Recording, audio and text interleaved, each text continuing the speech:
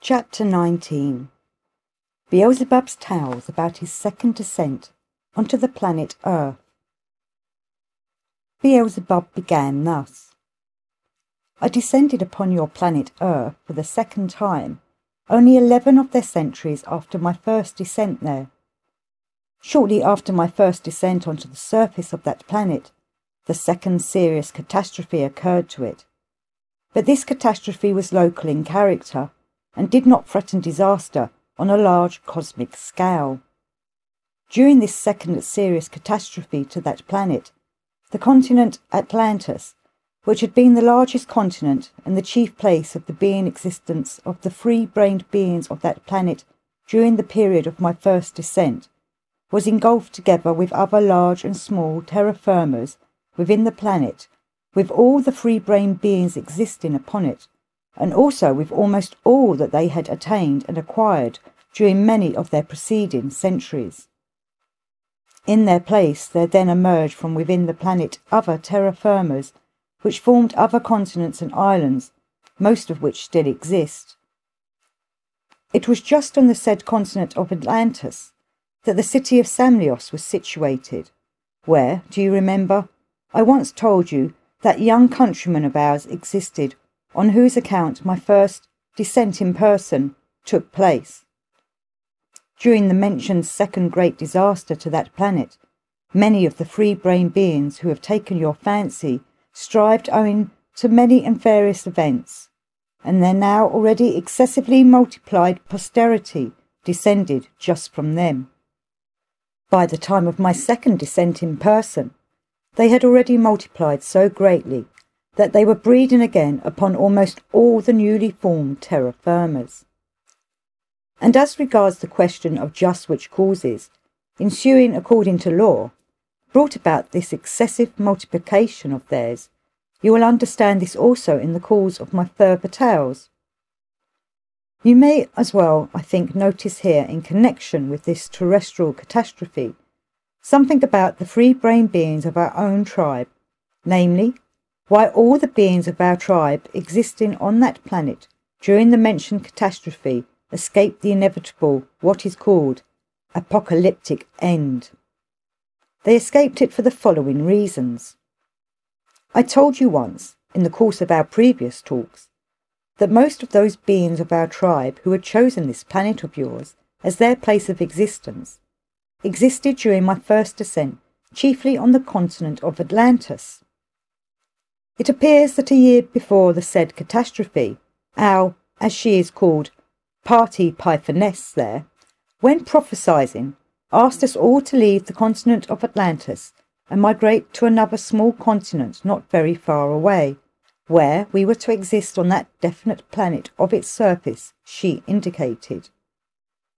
This small continent was then called Grabonsi,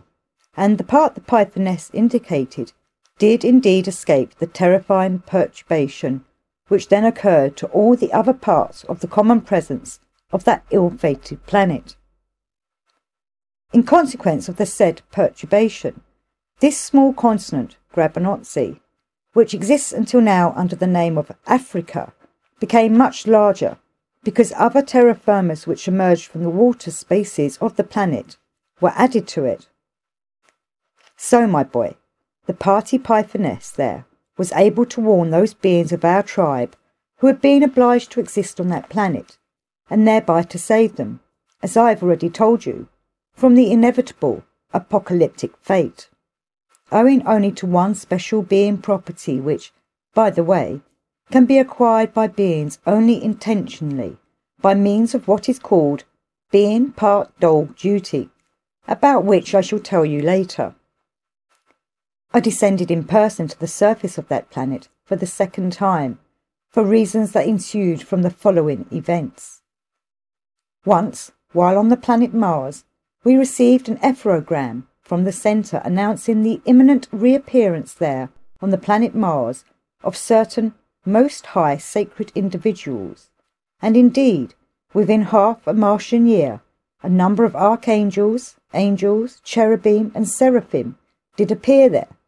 most of whom had been members of the most great commission, which had already appeared on our planet Mars during the first great catastrophe to that planet of yours. Among those most high sacred individuals there was again his conformity, the angel, now already an archangel, Luosis, of whom, do you remember, I recently told you that during the first great catastrophe to the planet Earth, he had been one of the chief regulators in the matter of averting the consequences of that general cosmic misfortune. So, my boy, the day following this second appearance of the mentioned sacred individuals, his conformity, escorted by one of the seraphim, his second assistant, made his appearance at my house. After tediums with me, and after certain inquiries of mine concerning the great centre, his conformity then condescended to tell me, among other things, that after the collision of the comet Condor with the planet Earth, he, or other responsible cosmic individuals, superintending the affairs of harmonious world existence, had frequently descended to this solar system to observe the actualizing of those measures they had taken in order to avert the consequences of that general cosmic accident. And we descended, his conformity continued, because although we had then taken every possible measure and had assured everybody that everything would be quite all right, we ourselves were nevertheless not categorically convinced that no unexpectedness might occur there unforeseen. Our apprehensions were justified, although, thanks to chance, not in a serious form, that is to say, on a general cosmic scale, since this new catastrophe affected only the planet Earth itself. This second catastrophe to the planet Earth, continued his conformity, occurred owing to the following. When, during the first disaster, two considerable fragments had been separated from this planet, then, for certain reasons, the what is called centre of gravity of the whole of its presence had no time to shift immediately into a corresponding new place, with the result that right until the second catastrophe, this planet had existed with its centre of gravity in a wrong position, owing to which its motion during that time was not proportionately harmonious, and there often occurred both within and upon it various commotions and considerable displacements. But it was recently, when the centre of gravity of the planet finally shifted to its true centre, that the said second catastrophe occurred. But now, added his conformity with a shade of self-satisfaction, the existence of this planet will be quite normal in respect of the common cosmic harmony. This second catastrophe to the planet Earth has finally quite pacified and convinced us also that a catastrophe on a great scale cannot again occur on account of this planet. Not only has this planet itself now again acquired a normal movement in the general cosmic equilibrium, but its two detached fragments, which I have already told you, are now called Moon and Anulius, have also acquired a normal movement and have become, although small, yet independent, Kophen-Shanian, that is, additional planets of that solar system, Ors.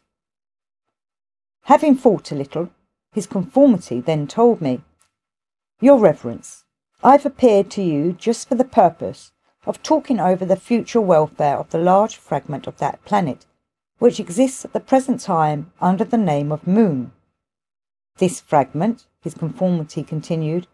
has not only become an independent planet, but there has now begun on it the process of the formation of an atmosphere, which is necessary for every planet, and which serves for the actualization of the most great common cosmic trog-auto-ego-crat. And now, Your Reverence, the regular process of the formation of the said atmosphere on this small, unforeseenly arisen planet is being hindered by an undesirable circumstance caused by the free brain beings arisen and existing on the planet Earth. And it is just about this that I have decided to apply to you, Your Reverence, and to request you to consent to undertake in the name of the unique being creator the task of trying to spare us the necessity of resorting to some extreme sacred process, unbecoming for free-centered beings, and to remove this undesirable phenomenon in some ordinary way through the being reason they have in their presences. And in his further detailed explanations, his conformity then said, among other things, that after the second catastrophe to the earth, the biped free-brained beings who had accidentally survived had again multiplied, that now the whole process of their being existence was concentrated on another, newly formed, also large continent called Ashark, that 3 independent large groups had just been formed on this same large continent, Ashark, the first of which existed in a locality then called Tikliamish, the second in a place called Maroplaci, and the third in a still existing locality then called Gemchana, or Pearlland, and that in the general psyche of the beings belonging to all those 3 independent groups, certain peculiar Havatavernae had been formed, that is, certain psychic strivings, the totality of the process of which common cosmic strivings they themselves had named religion. Although these Havatavernae, or religions, have nothing in common, continued his conformity, yet nevertheless in these peculiar religions of theirs there is very widely spread among the beings of all 3 groups the same custom called among them sacrificial offerings. And this custom of theirs is based on the notion, which can be cognized only by their strange reason alone, that if they destroy the existence of beings of other forms in honour of their gods and idols, then these imaginary gods and idols of theirs would find it very, very agreeable, and always and in everything unfeigningly help and assist them in the actualization of all their fantastic and wild fancies. This custom is at present so widespread there, and the destruction of the existence of beings of various forms for this maleficent purpose has reached such dimensions that there is already a surplus of the sacred Ashokokin required from the planet Earth for its former parts, that is to say, a surplus of those vibrations which arise during the sacred process of Raskun Arno, of beings of every exterior form arising and existing on that planet, from which the said sacred cosmic horizon is required. For the normal formation of the atmosphere of the newly arisen planet Moon, the said surplus of the sacred Asorkun has already begun seriously to hinder the correct exchange of matters between the planet Moon itself and its atmosphere, and the apprehension has already arisen that its atmosphere may, in consequence, be formed incorrectly, and later become an obstacle to the harmonious movement of the whole system ores, and perhaps again give rise to factors menacing a catastrophe on a greater common cosmic scale.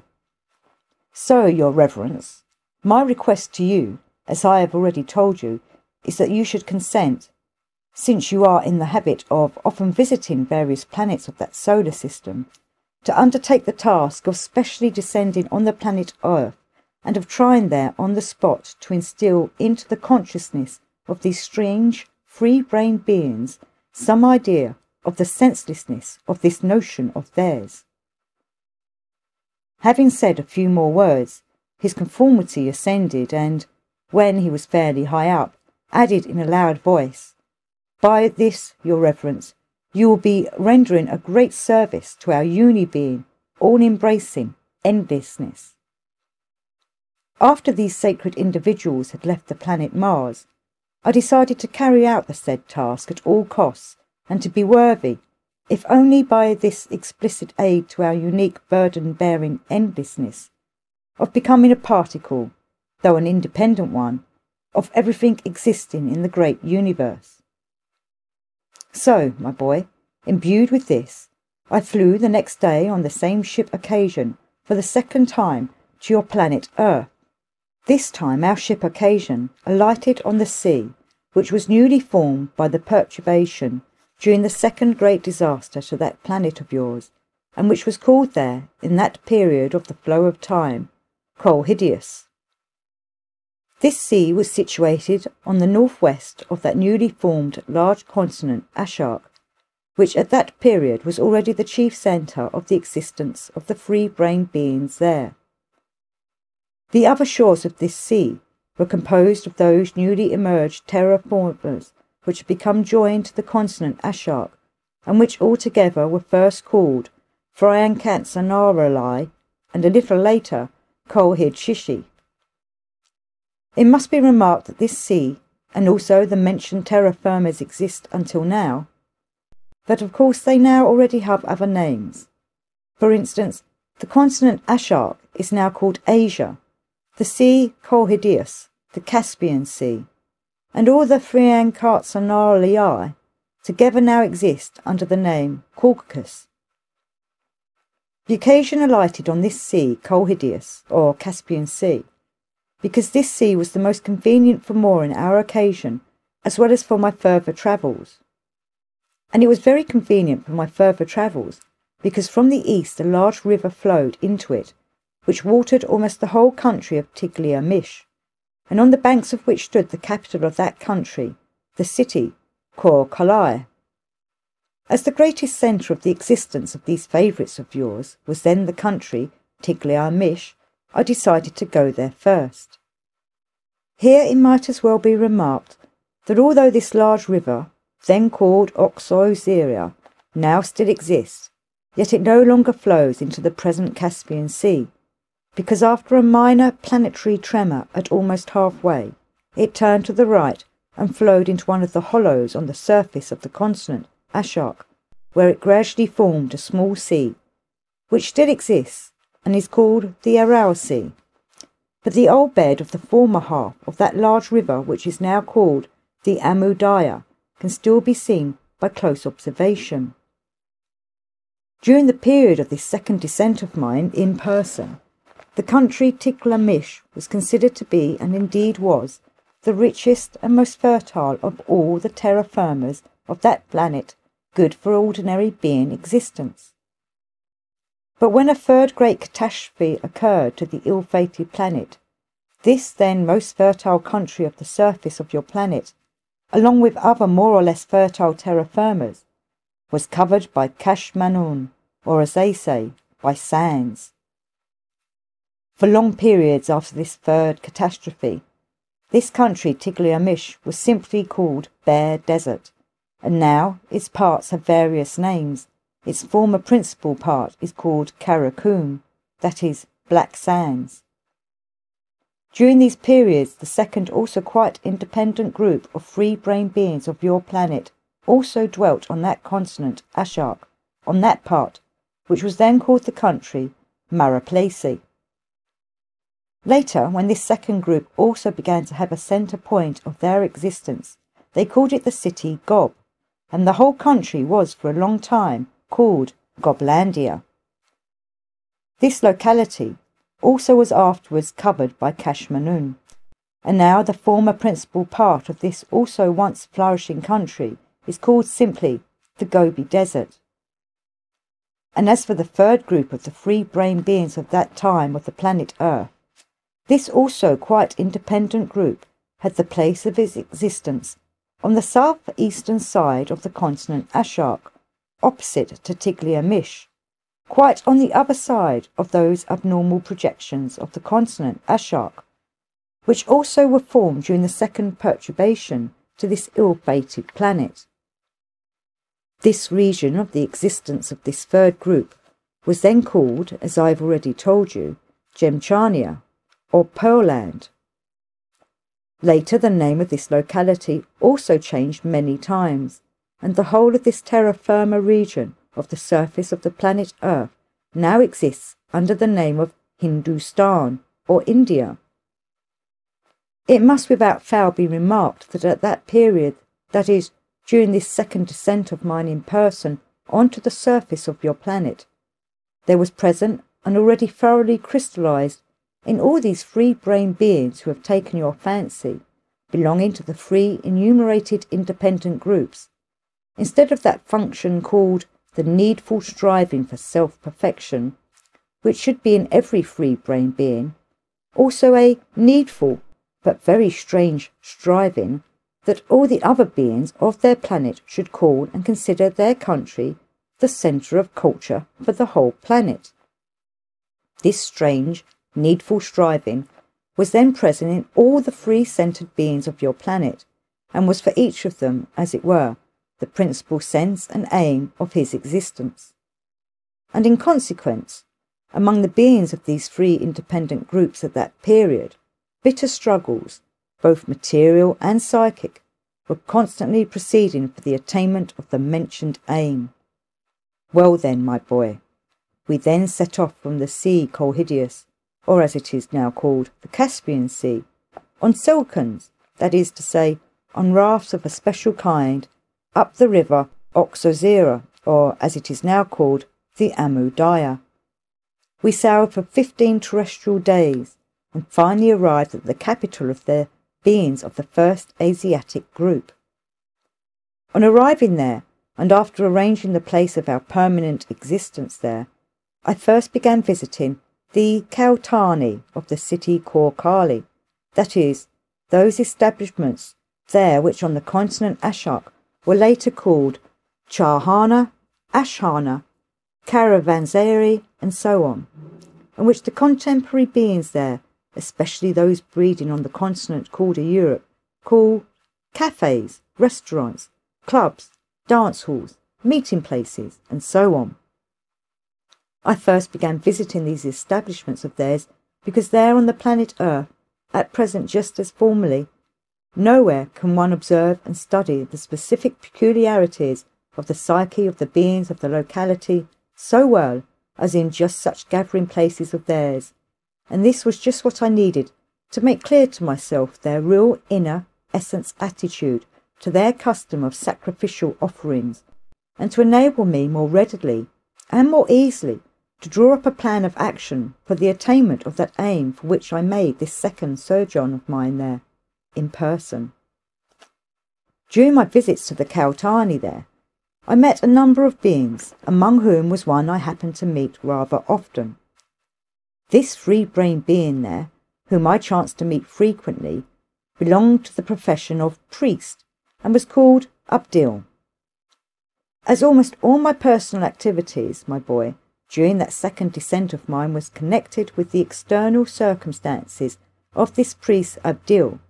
and as I happened to have during this descent of mine a great deal of trouble on his account,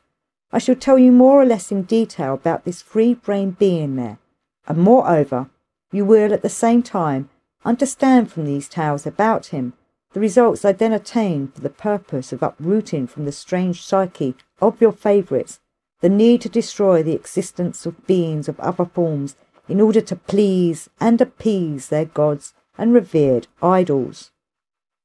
Although this terrestrial being, who afterwards became for me like one of my kinsmen, was not a priest of the highest rank, yet he was well versed in all the details of the teaching of the religion then dominant in the whole country Tiglia-Mish, and he also knew the psyche of the followers of that religion, particularly, of course, the psyche of the beings belonging to his what is called congregation, for whom he was priest. Soon after we were on good terms with each other, I discovered that in the being of this priest Abdil, owing to very many external circumstances, among which were also heredity and the conditions under which he had been prepared for a responsible being, the function called conscience, which ought to be present in every free-brain being, had not yet been quite atrophied in him, so that after he had cognized with his reason certain cosmic truths I had explained to him, he immediately acquired in his presence towards the beings around him, similar to him, almost the attitude which should be in all normal free-brain beings of the whole universe. That is to say, he became, as it is also said there, compassionate and sensitive towards the beings surrounding him. Before telling you more about this priest Abdil, I must make clear to your reason that there on the continent of Ashok, the mentioned terrible custom of sacrificial offerings was at that time, as it is said, at its height, and the destruction of various weak one-brained and two-brained beings proceeded everywhere in incalculable numbers. At that period, if anybody had occasion in any house to appeal to one or another of their imaginary gods or fantastic saints, they invariably promised that in the event of good fortune they would destroy in honour of their gods and saints the existence of some being or other, or of several at once, and if by chance good fortune befell them, then they carried out their promise with the utmost veneration, while,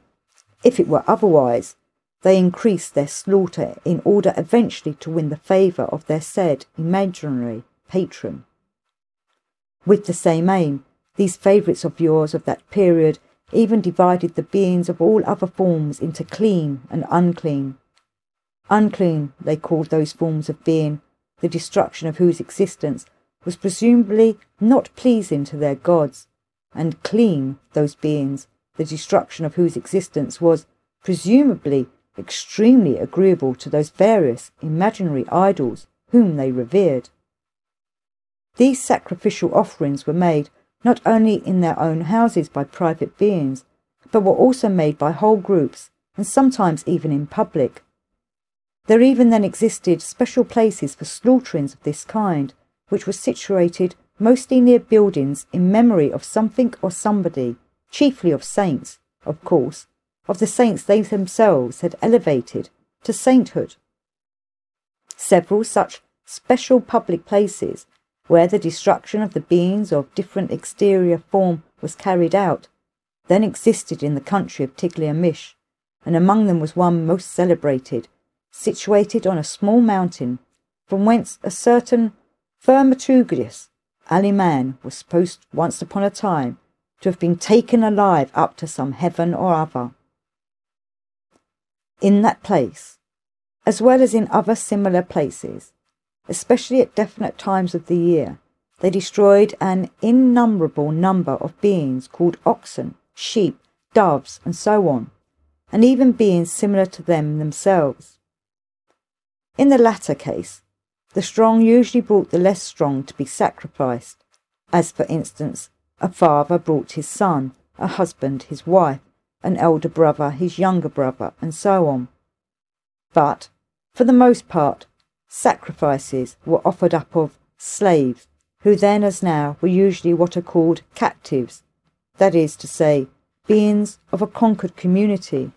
which according to the law of what is called Zuliuninensis, had at the given period, that is, at the period when their needful tendency to reciprocal destruction was more intensely manifested in their presences, a lesser significance, in respect of this chief peculiarity of theirs. The custom of pleasing their gods by destroying the existence of other beings is followed there on your planet until now, only not on the scale on which these abominations were practised by your favourites at that time on the continent Ashark. Well, then, my boy, during the early days of my sojourn on the town Korkakala, I often talked on various subjects with this mentioned friend of mine, the priest Abdil, but of course I never spoke with him about such questions as might reveal my real nature. Like almost all the free-brained beings of your planet whom I met during all my descents, he also took me for a being of his own planet, but considered me very learned and an authority on the psyche of beings similar to himself. From our earliest meetings, whenever we chanced to speak about other beings similar to himself, his responsiveness and experiencings about them always touched me deeply.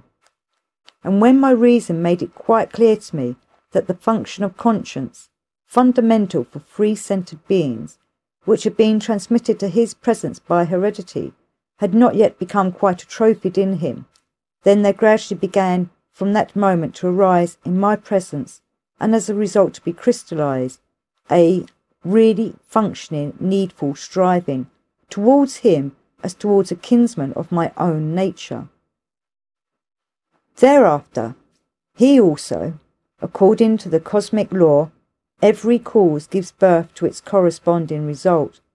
of course began to have towards me Zilnoi Kordpana, or, as your favourites would say there, a feeling of trusting another like yourself. Well, then, my boy, no sooner was this clearly constated in my reason than the idea occurred to me to actualize through this first terrestrial friend of mine the task for which this second descent of mine in person had been made. I therefore intentionally began to lead all our conversation towards the question of the custom of sacrificial offerings. Although, my boy, considerable time has flowed since I talked with that terrestrial friend of mine, I could perhaps now recall word for word and repeat one of our talks we had at that time. I wish to recall and repeat just that talk of ours which was the last, and which served as the starting point of all the subsequent events, which, though they brought the planetary existence of this terrestrial friend of mine to a painful end, brought him nevertheless to the beginning of the possibility of continuing the task of self-perfecting. This last talk took place in his house. I then explained to him frankly the utter stupidity and absurdity of this custom of sacrificial offerings. I said to him as follows: "Good, you have a religion, a faith in something. It is excellent to have faith in something, in whatever it might be, even if you don't exactly know in whom or in what, nor can represent to yourself the significance and the possibilities of what you have faith in. To have faith, whether consciously or even quite unconsciously, is for every being very necessary and desirable. And it is desirable because, owing to faith alone, does there appear in a being the intensity of being self-consciousness necessary for every being,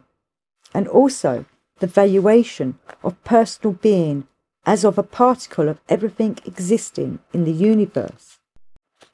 But what has the existence of another being, which you destroy, to do with this? And, moreover, one whose existence you destroy in the name of its creator? Is not that life just the same as yours for the creator, who created you as well as this other being? Thanks to your psychic strength and cunning, that is to say, to those data proper to you, with which our same common creator has endowed you for the perfecting of your reason,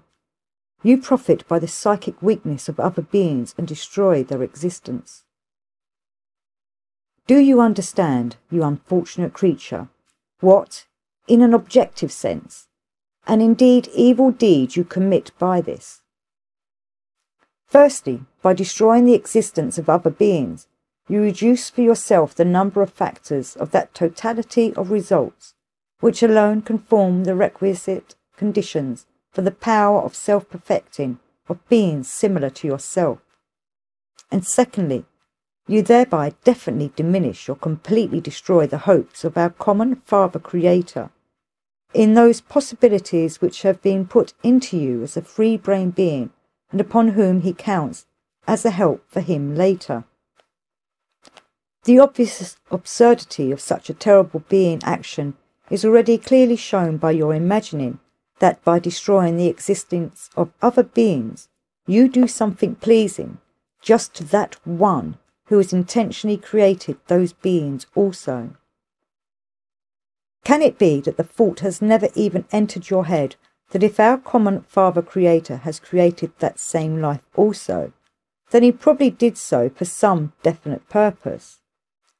Think, I told him further, think a little, not as you have been accustomed to think during the whole of your existence, like a Khorazanian donkey, but think a little honestly and sincerely,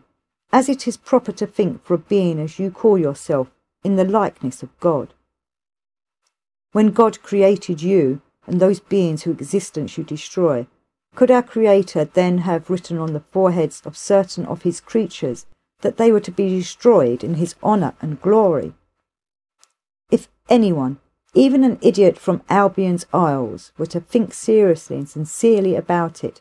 he would understand that this could never be. This was invented only by people who say they are in the likeness of God, and not by him who created people and these other beings of different form whom they destroy as they fancy, for his pleasure and satisfaction. For him, There is no difference between the life of men and the life of beings of any other form. Man is life, and the beings of other exterior forms are life. It is most wisely foreseen by him that nature should adapt the difference of exterior form of beings in accordance with those conditions and circumstances under which the process of existence of various forms of life are preordained to flow. Take yourself as an example. With your internal and external organs, could you go now and jump into the water and swim like a fish? Of course not, because you have neither the gills, fins, nor tail a fish has, that is, a life which is preordained to exist in such a sphere as water. If it occurred to you to go and jump into the water, you would instantly choke and drop to the bottom and become hors d'oeuvre for those same fishes who, in that sphere proper for them, would naturally be infinitely stronger than you. It is the same with the fishes themselves. Could one of them now come to us, sit with us at this table and drink in our company the green tea we are now drinking? Also, of course not, because it has not the corresponding organs for manifestations of this kind. It was created for the water, and its internal and also external organs are adapted for the manifestations required in the water. It can manifest itself effectively and successfully and fulfill the purpose of its existence, preordained by the Creator, only in that sphere appropriate to it. In exactly the same way, your external and all your internal organs are also created by our common Creator in a corresponding manner. You are given legs to walk, hands to prepare and take the necessary food. Your nose and the organs connected with it are so adapted that you may take in and transform in yourself those world substances by which there are coated in the three brain beings similar to yourself, both higher being bodies, on one of which rests the hope of our common, all-embracing Creator for help in his needs, for the purpose of actualizations foreseen by him, for the good of everything existing. In short, the corresponding principle is foreseen and given to nature by our common Creator, so that he might coat and adapt all your internal and external organs in accordance with that sphere in which the process of the existence of beings of such a brain system as yours is preordained to flow. A very good example for the clarification of this is your own donkey, now standing tied up in your stable. Even as regards this own donkey of yours, you abuse the possibilities given you by our common Creator, since if this donkey is now compelled to stand unwillingly in your stable, it does so only because it is created two-brained, and this again is because such an organisation of the whole of its presence is necessary for common cosmic existence upon planets. And therefore, according to law, there is absent from the presence of your donkey the possibility of logical mentation, and consequently, according to law, he must be what you call senseless or stupid. Although you were created for the purpose of the common cosmic existence on planets, and although you were created also as a field of hope for the future expectations of our common all-gracious Creator, that is to say, created with the possibilities of coating in your presence that higher sacred, for the possible arising of which the whole of our now existing world was just created,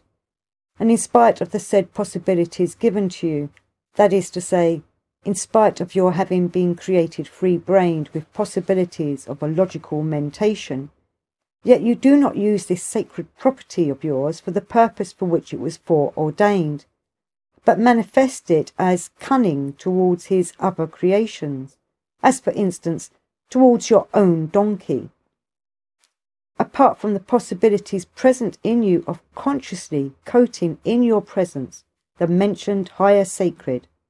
this donkey of yours is of the same value for the common cosmic process, and consequently for our common Creator, as you yourself, since each of you is predestined for some definite purpose, and these distinct definite purposes, in their totality, actualize the sense of everything existing. The difference between you and your own donkey is merely in the form and quality of functioning of the internal and external organization of your common presences.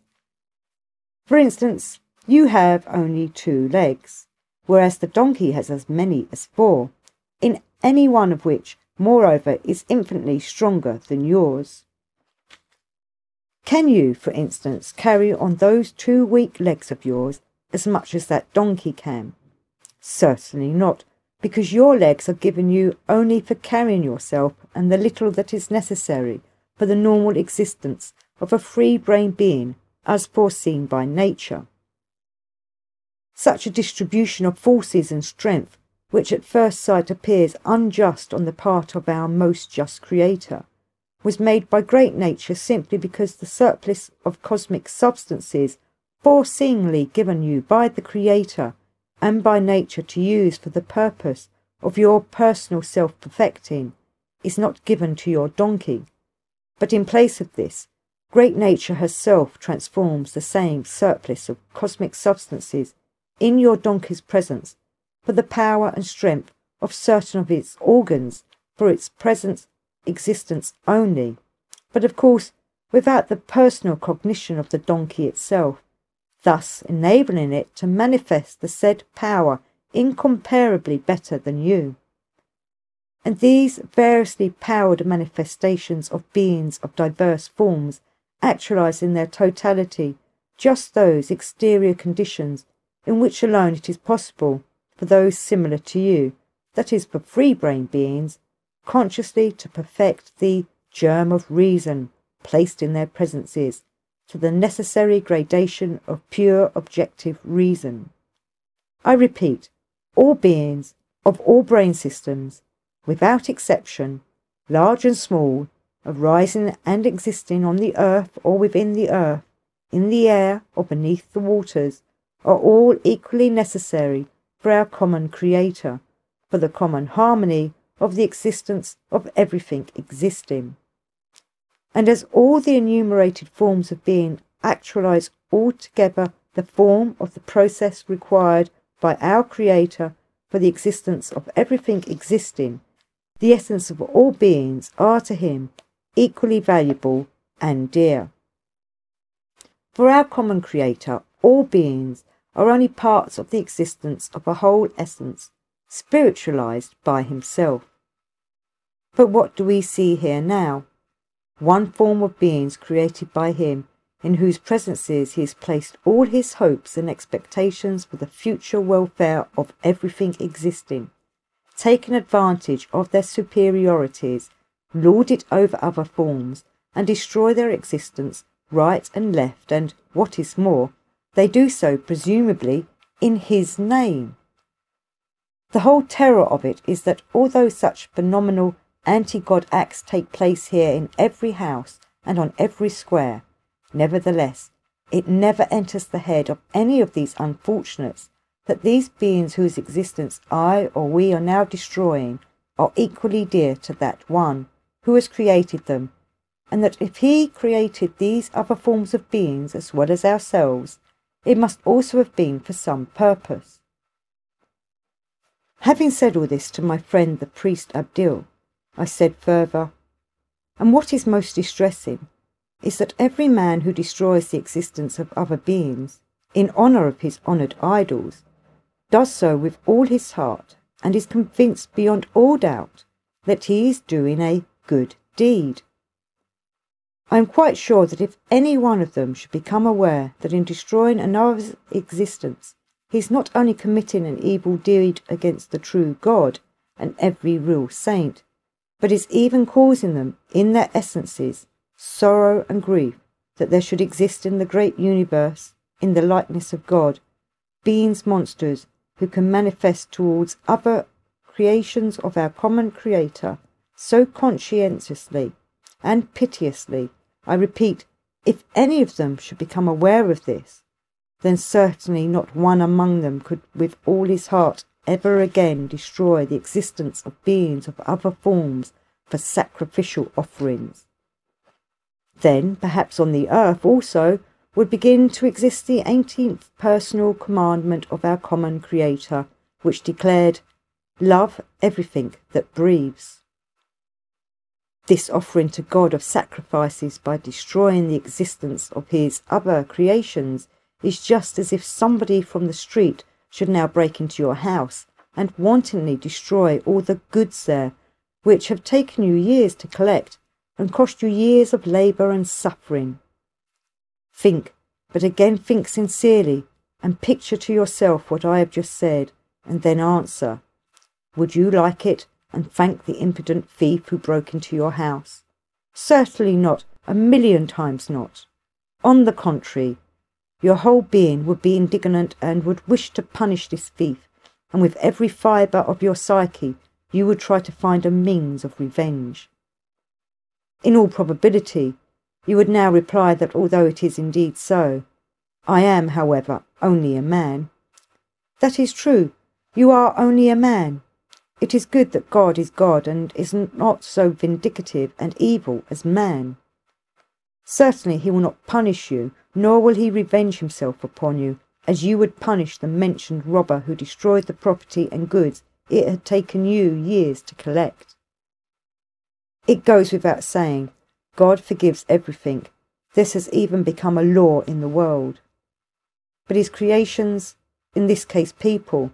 must not abuse this all-gracious and everywhere penetrating goodness of his. They must not only care for, but even maintain all he has created. But here on earth, men have even divided beings of all other forms into the clean and the unclean. Tell me, what guided them when they made this division? Why, for instance, is a sheep clean and a lion unclean? Are they both not equally beings? This also is invented by people. And why have they invented it and made this division? Simply because a sheep is a very weak being and moreover stupid, and they can do to it just what they like. But people call the lion unclean simply because they dare not do to it what they like. A lion is cleverer and, what is more, stronger than they. A lion will not only not allow itself to be destroyed, but will not even permit people to approach near.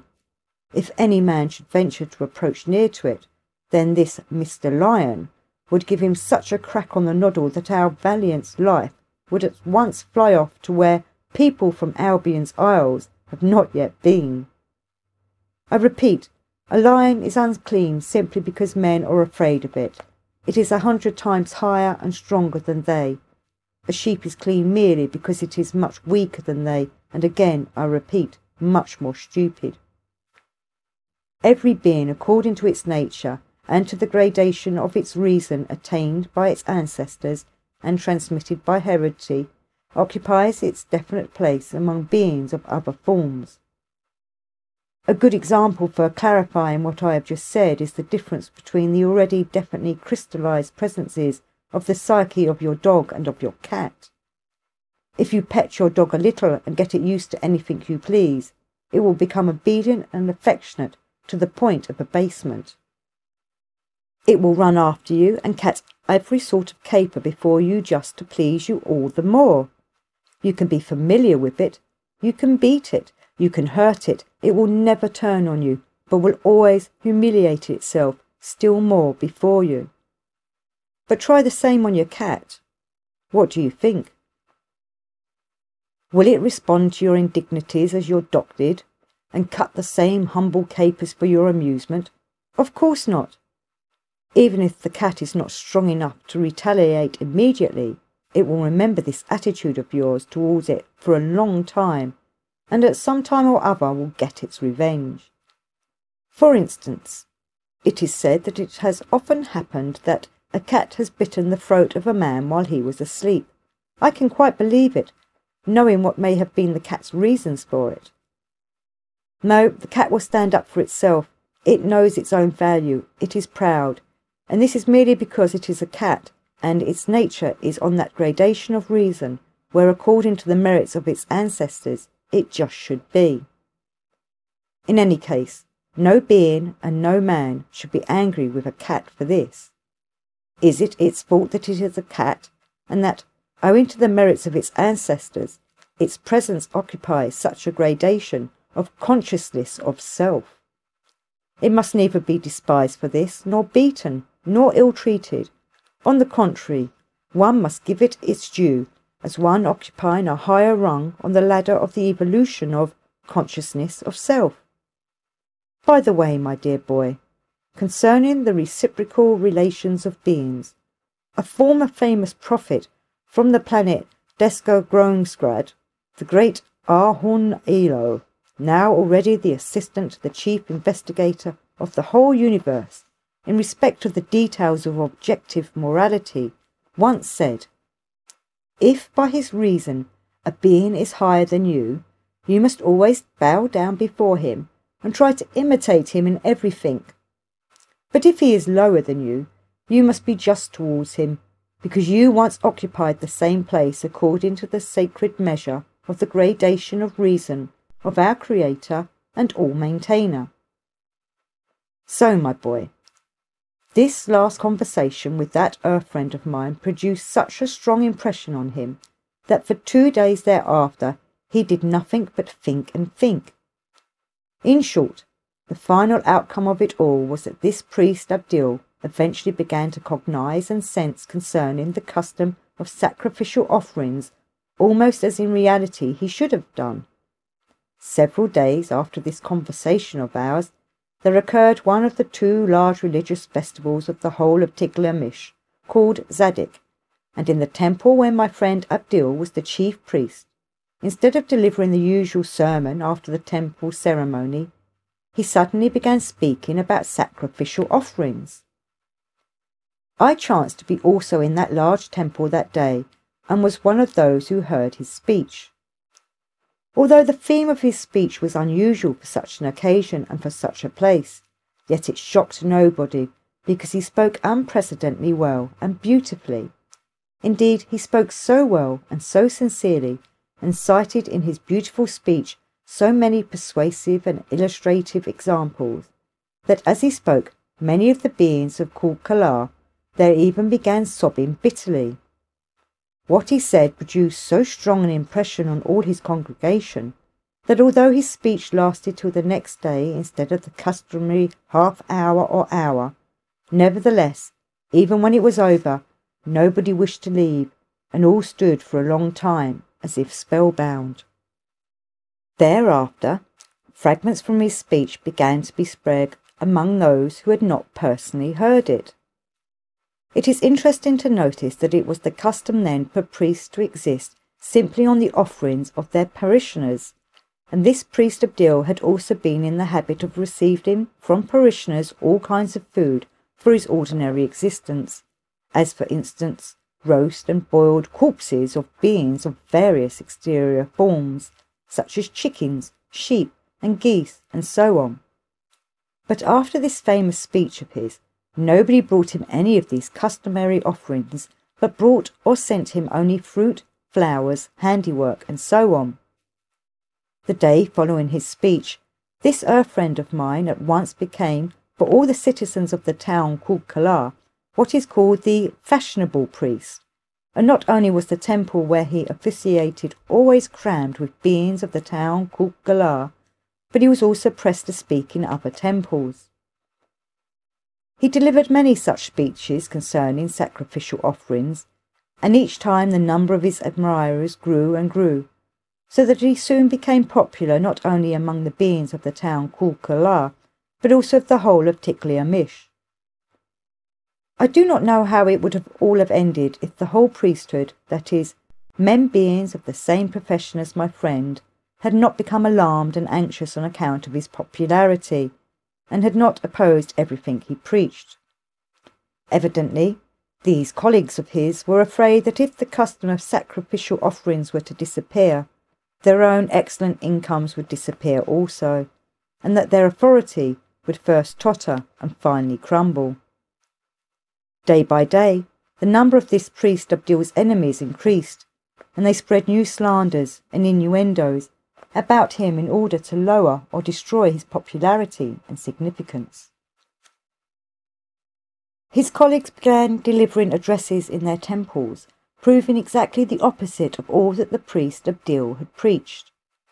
At last it came to the point that the priesthood began to bribe various beings who had hasnasmas properties to plan and commit every kind of outrage upon this poor Abdil,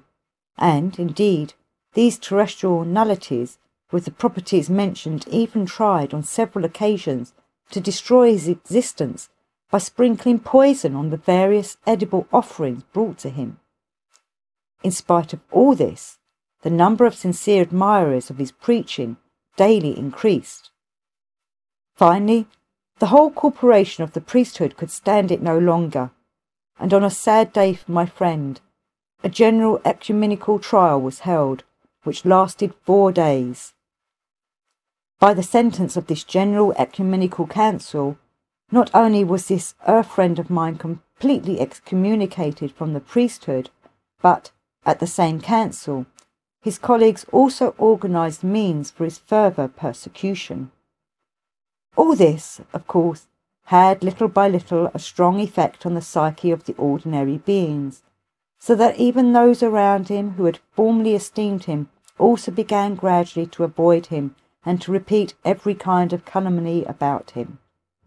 Even those who only a day before had sent him flowers and various other offerings, and had almost worshipped him, also soon became such bitter enemies of his, owing to the constant gossip, that it was as if he had not only injured them personally, but had slaughtered and butchered all those near and dear ones. Such is the psyche of the beings of that peculiar planet. In short, owing to his sincere goodwill to those around him, this good friend of mine endured a great deal. Even this would have been, perhaps, nothing, if the climax of unconscionableness on the part of the colleagues of my friend and the other terrestrial, godlike beings around him had not brought all this to an end. That is to say, they killed him. And this occurred in the following way. My friend had no relatives at all in the city called Kalar, having been born in some distant place. And as for the hundreds of servants and other ordinary terrestrial nullities who had been around him owing to his former importance, they, by this time, had gradually left him, naturally because my friend was no longer important. Towards the end there remained with him only one very old being, who had been with him quite a long time. To tell the truth, this old man had remained with him only on account of old age which, owing to abnormal being existence,